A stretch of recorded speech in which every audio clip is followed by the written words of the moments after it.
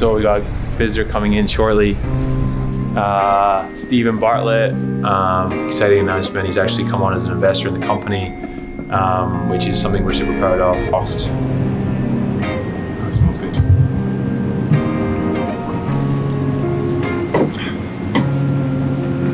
That's good.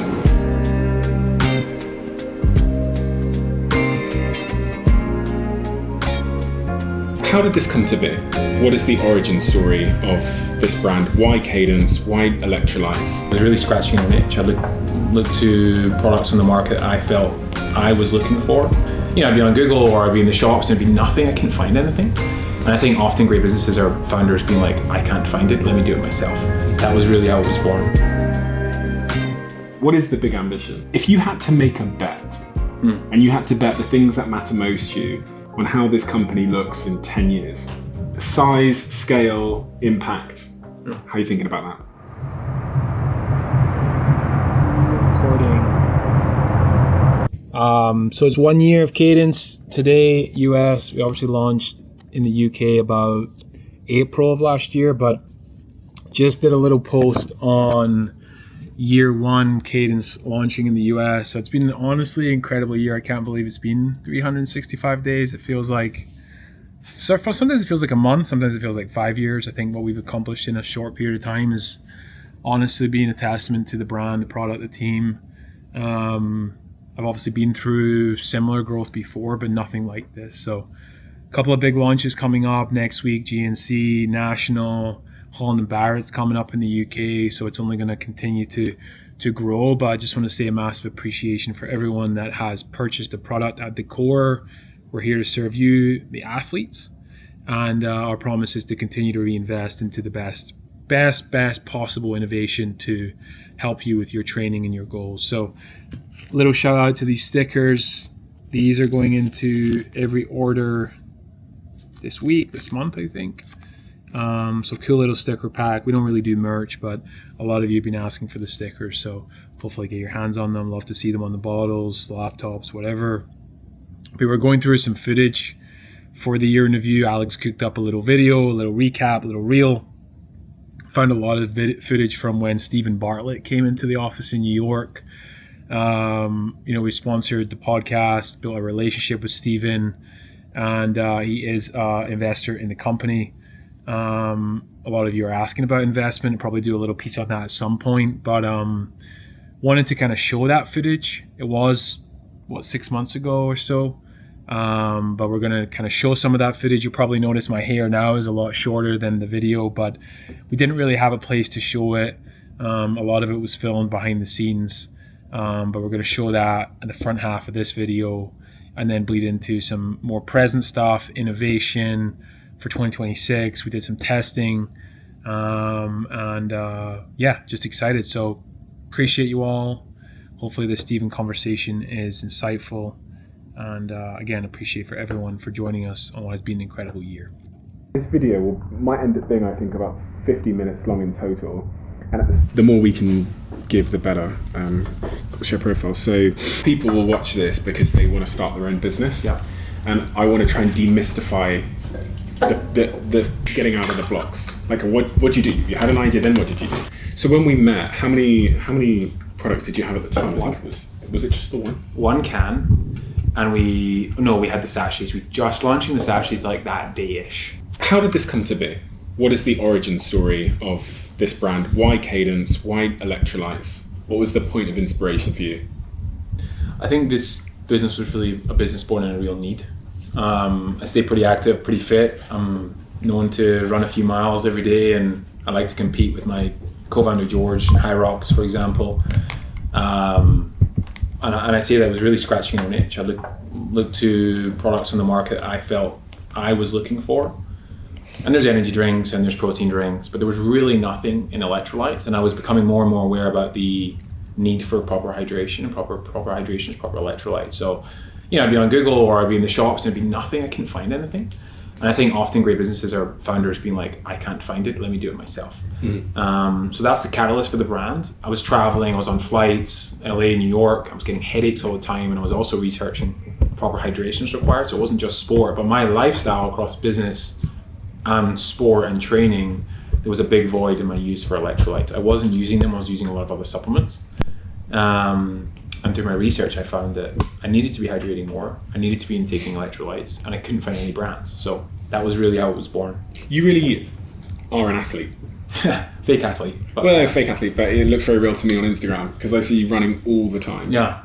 Talk to me about that side of your life. It's always been a big part of me. I think training and performance sport teach you so much about business, and the correlation and the crossover are so big. But sport has just been such a big part of my life, and I'm glad today to still be acting in a sport of business, but still training every single day. And you run a lot. I run a lot. Running is new to me, and something that, for example, 2-3 years ago, I probably wouldn't even run 2-3 miles. But today, 10 miles a day is pretty standard. But I'm not fast. It's just something that you can get better at very quickly, and I like seeing that. I like looking at my watch saying, oh, that was better than last week. And I think, starting from a very low base, but it's something in the mental state when you're out there running for an hour, it's just nothing beats it. One of the reasons why I was so interested in this business is kind of links to what you were saying there, is we're just seeing this huge surge in things like high rocks, these like very high discipline, high intensity, social sports where people are volunteering to go through immense pain. Yeah. And this is like an emerging trend. Sure. The high rocks, the Ironman, the ultra marathon, and you seem to this brand seems to have sort of met at the cross section of a few of these kind of macro trends. I think it allows people to compete again. When was the last time you really competed? I competed in sport from the age of 5 to 16, but from the age of 16 to 34, where I am now, I haven't competed. But competition is so great for everyone. And I compete in business, for example, but it's not zero sum. Sport is zero sum. So I think high rocks, you can literally win. And I'm 35 years old, or it's kind of it's a fun feeling. Or I can come second, or third, or 20th, or 100th, whatever it may be. Same with marathons. It allows people to compete where they haven't done that for a long time. I think that fuels people. We're also seeing this adoption of, run clubs and, high rocks, like you said. And I think we're just at the tip of the iceberg. You look at brands like On, you look at Hoka, you look at 247 or UVU or other brands that are just growing at such astronomical rates through performance apparel. I mean, brands like Hoka and On, look what they've done to Nike. That just shouldn't be allowed. Yeah. But it's something new from someone new in a space that's been there a long time. And I think when you look at the crossover, all these people who are wearing the brands I just talked about and doing the things I just talked about need, and it will be hydration. Mm-hmm. Whether it's a 3-mile run club in London, New York City, or South Africa, or whether it's your On user, your Hoka user, your Brooks running, they also need hydration. And there isn't that option today. There isn't an option that you're proud to take a picture of, proud to Instagram, proud to tell your friends about, or follow the Instagram of, because you don't follow supplement brands. It's not a thing you want to engage with. You take it, it's in your cupboard, you put it away. This is something that's front and center, and we're really proud to be a Cadence user. So I'm very bullish on that.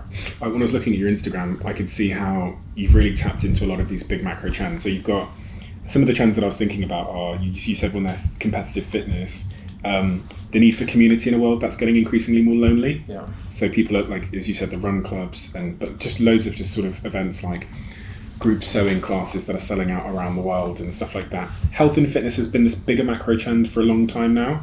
And with that comes people caring more about what they're putting into their body, and trying to get things out of their body, like sugars and a lot of other nasty stuff. And then wearables has, I think, maybe accelerated this as well, because we can now track competitive fitness, and we can even track community on some of these wearables. Like we have our Whoop clubs. And then one of the businesses that I kind of see emerging out of all of these kind of macro trends and the rise in consciousness about health is Cadence. One of the things you said there, which I found really compelling, is a brand you can take a picture of. Yeah. Why, when I look at Cadence, not only does it feel gender neutral, it's also beautiful. And I think, when you're saying that there aren't really many other hydration brands, I could name the odd hydration brand, but I wouldn't want to personally align with it. You just buy it because it's a need. Yeah. It's like medicine. It's like medicine. It looks like medicine as well. It doesn't elevate, it doesn't give you frequency. There's products that you're wearing today, there's clothes that you're wearing, there's shoes that you're wearing that you're proud to be a consumer of. You're proud to wear that represent top. You're proud to wear those shoes. You're proud to wear whip. But why should you not be proud of the thing you put in your body? Because that has a bigger impact on you than your cotton or your polyester on your skin. So I think like we've always come from a design background. I had a business before. George obviously comes from a creative angle. So we felt that one of the gaps was missing was product centric, but the other gap was brand. And the moat in this whole space, and I think a lot of people should recognize if they're starting a business, very few people invent anything. Most people have to use their moat as their brand. And you could take your capital today, not invest in me, go and do this yourself. What's the difference between my formulation and yours? I could say, well, I use Reb M, you use this, and we have this much sodium, and there's us versus you. But the main difference will be our brand versus your brand. How we talk, how we look, how we position ourselves, and how you do the same. If in competitive markets where there's, you're familiar with the term blue ocean, red ocean strategy, where people are competing in a blue ocean, where they're really competing on the same things. Yep. If brand can be a red ocean, if it can be a moat, how does one go about creating a brand? Especially when you're a young brand and you're penetrating the market. How do you think about that? I mean, it's new to me because in my last business, I was very much behind the scenes. But one of the things that, again, George has done so well, and I'm trying now as an individual to do, is we're very founder driven. Organically, because again, like I ran 10 miles at 5 a.m. this morning. Yeah. I used my product. I tested my product. I tested innovation that probably won't ever see the light of day due to certain factors, unit economics or growth, market, whatever. Send a picture to George, he's also trying the same product. Like we are really in this lifestyle, and I think business is going to be hard. There's challenge. The 3 C's, I always call it: critique, challenge, and conflict. And if you don't love what you do, it's going to be really tough. And we've all heard that, what is your why? But I love sport, and I love performance sport, and I love endurance sport, and as does my co-founder. So we are, lit up by solving this mission for so many people, and I think we're documenting the process. We're talking about innovation. We're at the factory runs. We're doing our YouTubes. We're there. We're at the marathons. We're at the high rocks. We're really in it. So we're able to touch, see, feel our community that are buying our product. We're not just in an office saying like paid ad or find us here. We're really there. We're on the ground. It's so interesting because so you're saying that you become the customer persona. You live it, breathe it. Yeah. And people will know. People will know. I mean, you'll know yourself. I mean, you can see when someone's faking it. Yeah. And I've had this advice in the past, and I don't necessarily think it's wrong, but don't design for yourself. I completely designed this for myself. We talked about like why I started in the gap I fell on the market, and often you live in such a bubble where you sort of say like, do other people need this? But everything we bring to market, I will test for 6 to 12 months before it gets even sampled by our athletes or our community or our friends, and we have that community we'll give product out to. But 100% we design our product for ourselves as founders.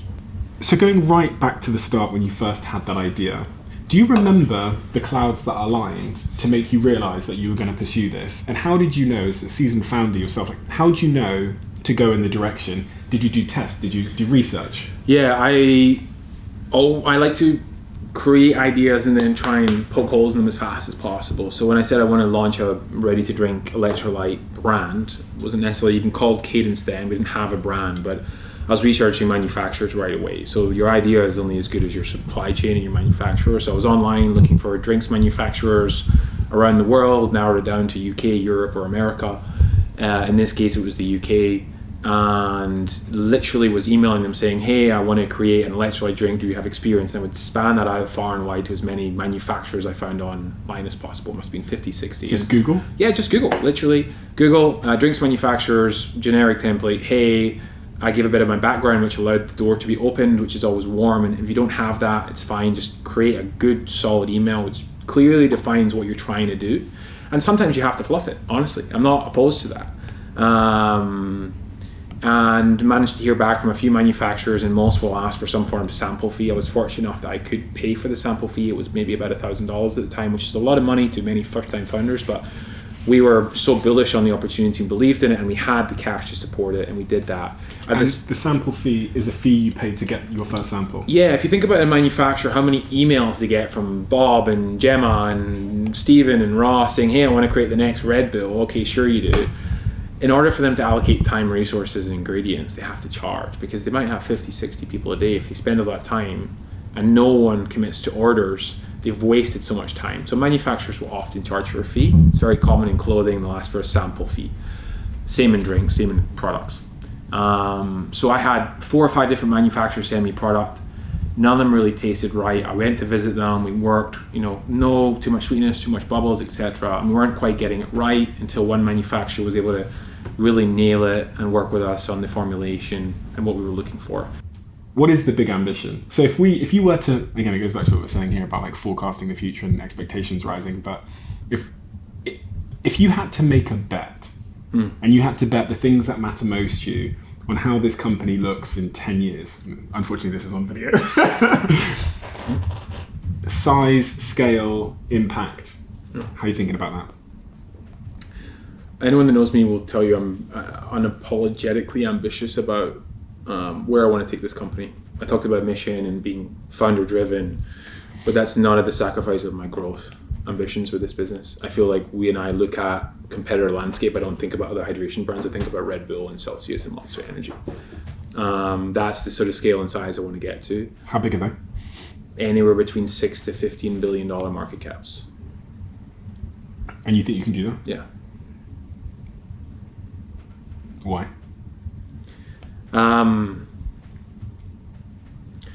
I think when you look at the category and you look at the adoption of energy, it's growing at a tremendous rate. And I'm very long and bullish on a large percentage of those consumers stepping away from high caffeine use into moderate caffeine use and higher electrolyte use, but not shifting away from the pattern recognition and use case of a canned product. So it isn't a foreign product. It isn't going to be found at a foreign retailer, a different point of sale. It's not going to be more expensive. It's going to be the same can that they're used to drinking with a different formulation and different benefit. So I'm not asking them to do a lot. So if we take X billion dollars of spent on energy and water and flavored water and soda a year, and we shift even 5% of that into better for you hydration, we can have $1 billion business. Did you have other names? I'm really interested in founders when they make their short list. I did. I had a bunch of names. Cadence is a word that I actually owned, and I owned the domain for some time, for years. And the word is used a lot in running and in sport. You can track it on your app. Yeah, it says cadence. Cadence and repetition. I think the metaphorical term, the big bubble, is like step forward, move forward. You can have a slow cadence, you can have a high cadence, but you're still moving forward. And another tagline we have is daily discipline, and it's a big component of mine. Daily discipline, daily deposits, just continuing to apply yourself, continuing to show up, continue to work out, or be good to your friends, or be good to your wife, or be good to yourself, but take care of yourself and continue to execute on your mission and your purpose. So cadence is a word that means a lot to me, and I think is resonating a lot with our consumers because it's so integral to sport, but then also through our messaging and our copy of daily discipline, sweat out, salt in, we've created something special. I think in terms of design aesthetic, we've tried to create something that's unisex, which I think traditionally the drink space is so masculine. It's so many monster trucks and guys flying out of windows and look like me and be me, said some sort of muscle man, and it's not really aspirational today. Minimal can, sleek design, logo pulling you down to the flavor. There seems to be a lot more thought behind it than there is. We just thought it was beautiful and obscure. And when we think about retail, it stood out on shelf. It was very obvious. It was a clear can. And it will evolve as we grow, but we're very happy with it. The simplicity of the can suggests a simplicity of ingredients profile. Yeah. And I think that's also, when I first saw it, I thought, I bet there's no junk in there. Yeah, no, for sure. There is a sort of common denominator in cleanness to the brand, clean and aesthetic, clean ingredient profile. We are water plus salt. And when I look at this, I already get that trust feeling. And when you have those 2-3 seconds or milliseconds, even when you're looking at the shelf to make that decision, it does draw you in. And we did a lot of testing. I would turn up to the retailer and put them on the shelf and take pictures and say, okay, which one do I want? Which one do you want? And that one was often not the one that people were Really? calling out for. It reminds me a little bit of what The Ordinary did. Yeah. Nicola Noel, and she Stripped everything back. Stripped everything back, and Yeah. that's $1 billion business. Yeah, literally. Yeah. We're inspired by that, and it's also, like I said, it's also something that appeals to us. Is how we are very minimal in design, and comes back to just wanting to take pictures of it and wanting to be proud of the can on the table. Sounds like a strange thing to say, right? But I think that one of the things I noticed when I came to your office today was this symmetry and alignment of these pieces of paper here. And I know you might think that's a small thing, and you're looking up at your colleague here, but for me, that's really important, because it tells me everything about you. I often think that, like, we in my book I wrote that useless absurdity defines you more than useful practicality, which essentially means that the small, seemingly useless, inefficient lengths you go to get small things right that most people would ignore end up telling me everything about you. Because most companies that I go to, if they were showing me pieces of paper, they would have just put them, they would have been all over the place, they might have had them all over the table. But you went to the extra lengths, the inefficient, and some would say petty lengths, to make it all straight. Did I? Must have been an accident. No, but it makes it's the small things. People don't realise, but I walked in and thought, you know what the leaps I jumped to? So you see paper that's aligned, and the leap you jump to is these people are detail orientated, they give a fuck about the detail, they must have gone to really great lengths to make sure that this thing I'm pouring into my body is clean and is measured to the milligram. They're precise people. They care a lot about aesthetics. That's going to be great because their customers care a lot about aesthetics, as we've talked about. And it's funny, just like how something so small could have said so much to me. And actually, you noticed it. I fucking noticed it over there. I thought, these fucking people have got everything. Alex was on the ground yesterday with a measuring tape. Really? Literally. No, it's important.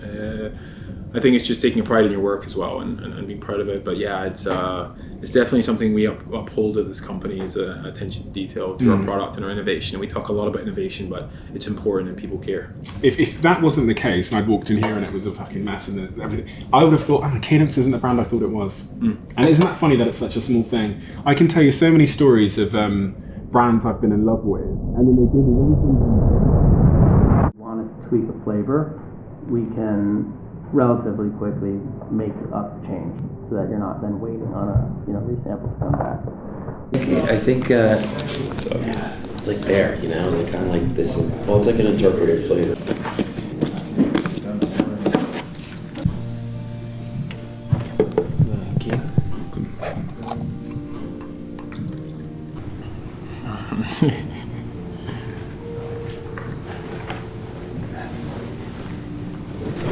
Wow. So good. Actually, not a little bit, now that you mention that. Yeah. My head is spinning because I'm sitting there like... 10:30 to 11:30 PST. I don't think as many people are drinking it. Like, you look at the track right now, Alex, you don't see anything under 500 ml bottles. There isn't really anything. So I think 500 should be what we look. But then the problem is, if you get the 12 ounce, it tastes like the 16 ounce. If you take that, the 12 ounce will be so strong. But you can marry that like midpoint. Okay, yeah, find that midpoint. Yeah, where 12 is like, it'll be dialed up, but the 16, I agree with you so far. I think acai and citrus should just come up. Dial up a little bit. The others are good at 16. Yeah, I agree. So far. Orange would be a reform. Pink lemonade, vanilla chocolate. Wow. All right, we just left the facility. Obviously, a lot of work's gone on into these couple boxes, but I think this is 2026 innovation across sachets and cans. It's only nearly July in 2025, so you can kind of see how forward thinking we are in terms of planning for next year. But through January to December, I think we've pretty much signed off on everything. So I'm gonna go now, call the factory, start booking in production time, start placing POs, start ordering ingredients, start ordering cans, and then the fun stuff of thinking about how we're gonna launch them to the world. So really exciting day. It's still one of my favorite things across creative and innovation. And honestly, guys, these taste incredible. So yeah, excited. Great day. So we just got back from one of the vendors we work with. Yeah, and I'm wearing the most ugly jumper because our office is about 0 degrees in here.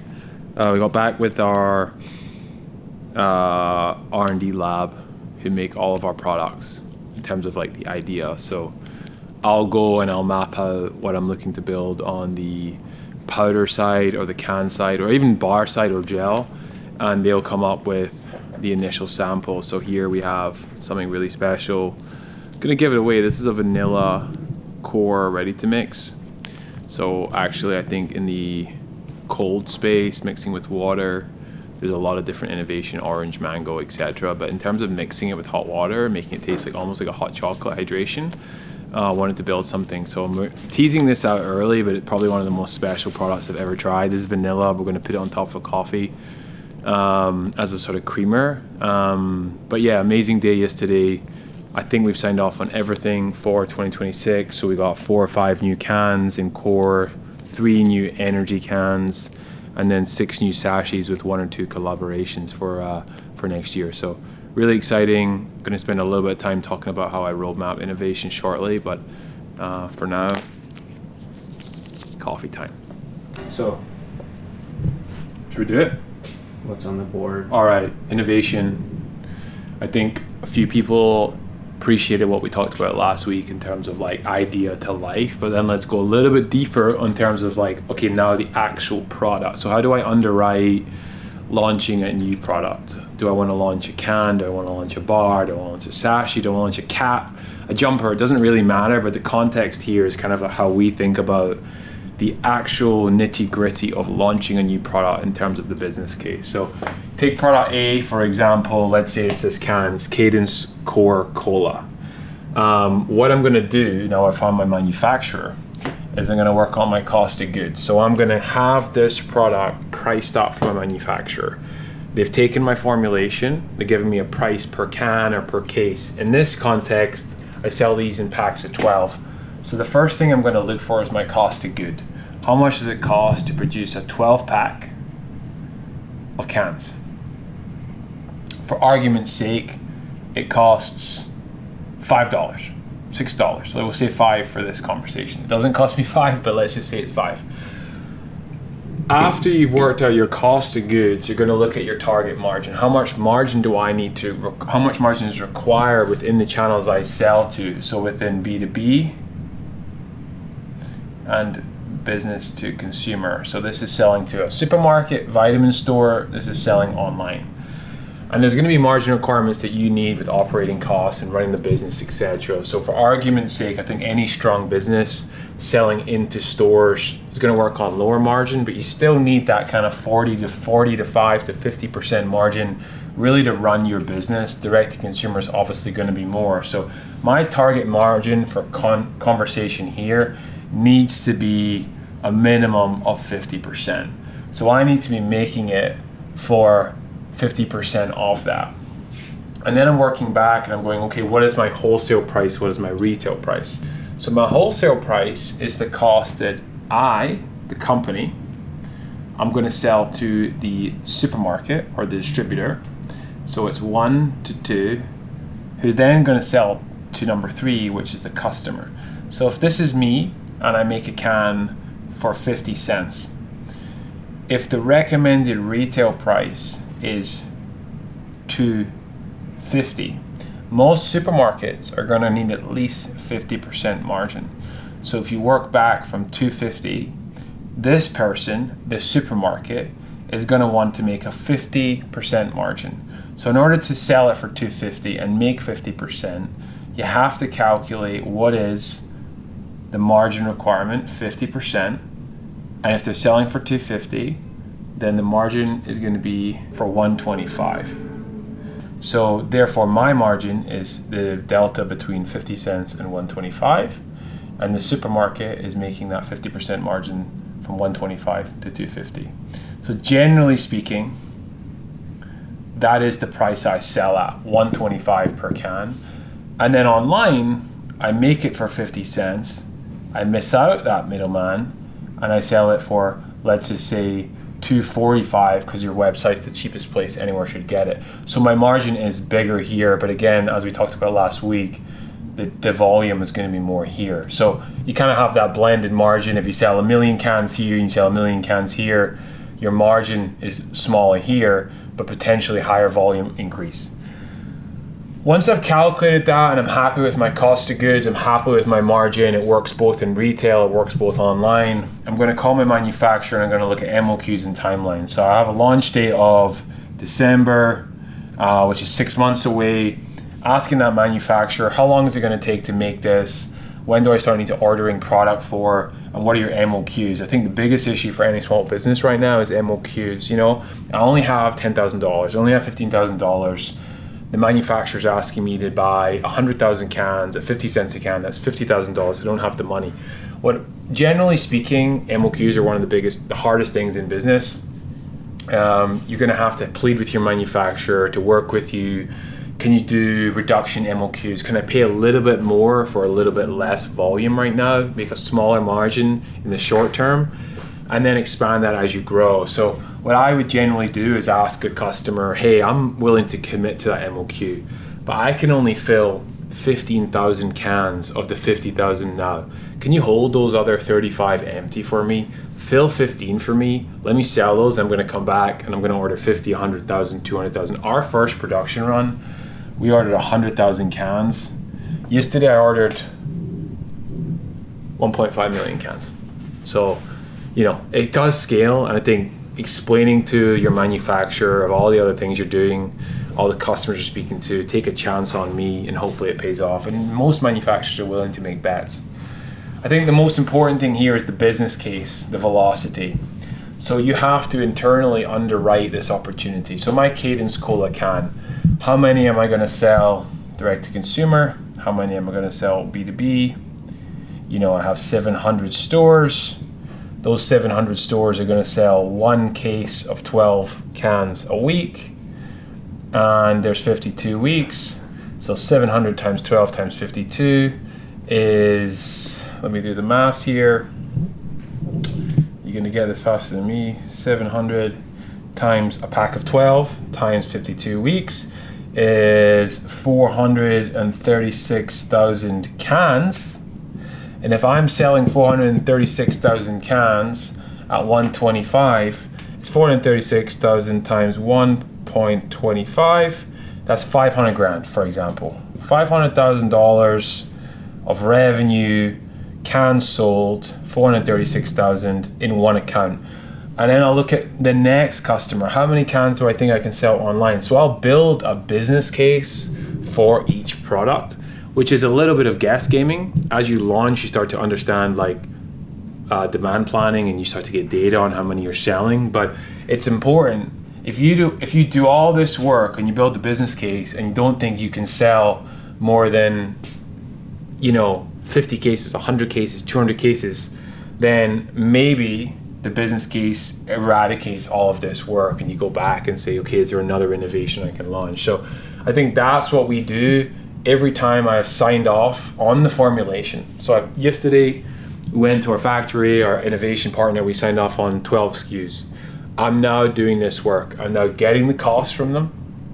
I'm now abiding that by our minimum margin. I'm then doing the business case.